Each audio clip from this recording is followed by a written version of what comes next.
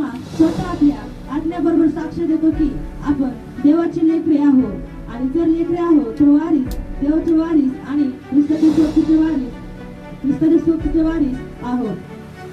जर तुम्ही देवाचे पुत्र आहात तुम्ही स्वतःचे कशाबरोबर वारीस आहे? ख्रिस्ताबरोबर.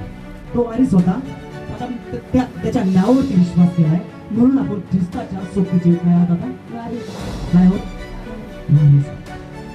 आपण ख्रिस्ताच्या म्हणजे जे देवाने ख्रिस्ताला दिलं तेच तुला. जो अभिषेक ख्रिस्तामध्ये देवाने दिला तो अभिषेक तुला. जे कार्य ख्रिस्ताने केले ते कार्य तू कर. तू कारण ख्रिस्ताचा सोबतीचा वारीस. तुम्ही आणि ख्रिस्ताच्या सोबतीचे वारीस आहोत म्हणून जो अधिकार ख्रिस्ताकडे होता तो अधिकार तुझ्याकडे.